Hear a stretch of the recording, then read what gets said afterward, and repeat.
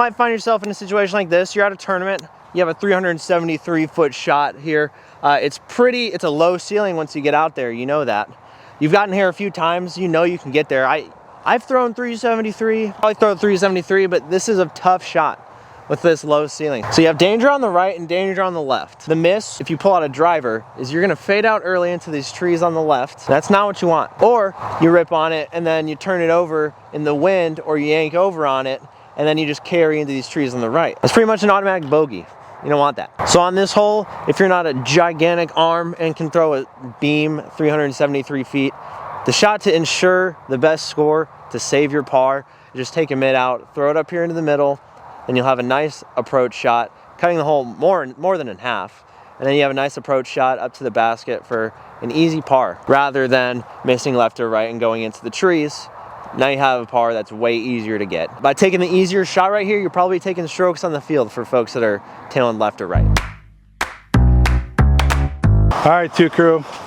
You ever come up to a hole like this? It's about a 300-foot shot. If you're looking at the hole, you can actually see that there's 2 lanes.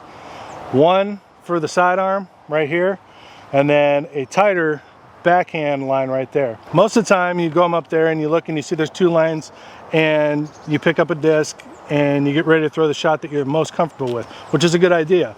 But there should be other things that you take into consideration as well. Where are the dangers on the hole? If I shank one, if I hit a tree and it drops, if I hit a tree and it kicks, what's going to leave me in the best position? If you're doing a scoring round, if you're out here playing around with just your buddies, no big deal, right? Just grip it and rip it, have some fun. But if you're actually trying to improve your score, think about those things. So if I look at this right hand, this backhand shot to the right, you can see there's a lot of trees, there's a lot more things to hit. There is a lane all the way up to the basket, and the hyzers out to the basket.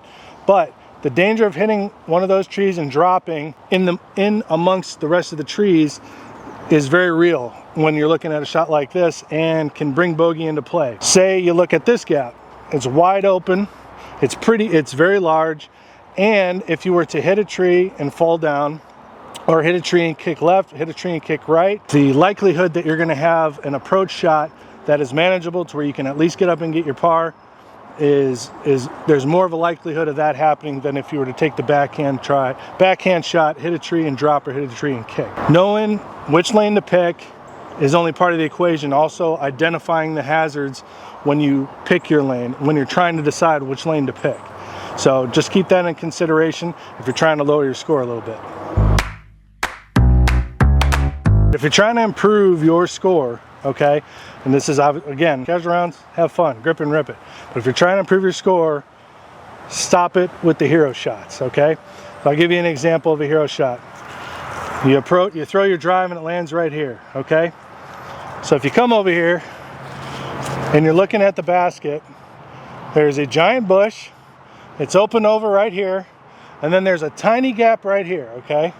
So if you want to, the hero shot would be to try and throw something over, I don't know, I'm just holding like a scoob, but just as an example, be like a scoober over this bush and try and make a run at the basket, okay? But you're also disregarding, obviously, the bush that is in your way, 3 branches above, and the 3 trees going forward after this bush that are all going to get in your way. And the majority of the time, when you try to take these hero shots, you're going to hit either one of the branches or a bush and drop into an unfavorable position again, and you're pretty much going to be guaranteed a bogey. Advice, taking the hero shot, okay, the best way is to, again, this is for scoring, is to just take it and pop it out and give yourself like a radius, whatever you're comfortable with. Most people, 20 foot and in, I'd say, right? Is that too much? That's not too bad. Give yourself a 20-foot radius and just land within that radius and give yourself the easy par, okay? Get rid of the hero shots during the scoring round if you're trying to improve your score. Take the easy pitch out and just take the par. You're going to be gaining strokes on the field for anyone else who's trying to attempt those crazy shots just to possibly get a birdie, most likely get a bogey. It's disc golf. Putting's hard. That's okay. We all struggle a little bit with putting.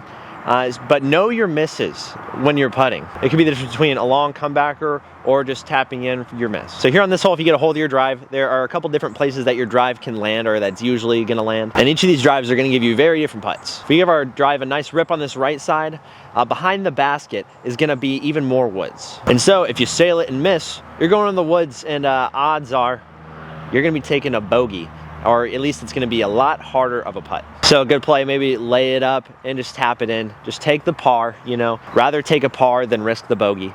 Then if you have like a straighter drive on this hole, you have a more straighter look at the basket from the fairway. And if you sail it from there, then you hit the fence and you have like a 15-footer. So hey, go ahead and run that one, because 15-footer, not that bad. I know a lot of tips in these videos today weren't technique based. It was a lot of mindset and a lot of just thinking about what you're gonna do. A lot of it seems very straightforward, but then you get on the course and these are all the things that you tend to forget, you know. And all these tips are definitely circumstantial too, because you could be down on the field, you could be doing really bad, and you have to take a little bit more risk, get a little bit more birds, go for some shots that you wouldn't if you want to contend with the rest of the field. But if you're making these mistakes, these are definitely ones that you need to be fixing. Comment down below some of the most helpful disc golf tips that was taught to you. And let me know if you like this style video, because it's something new that I'm doing on the channel. I appreciate all your guys' continued support, and I'll see you in the next one. Bye.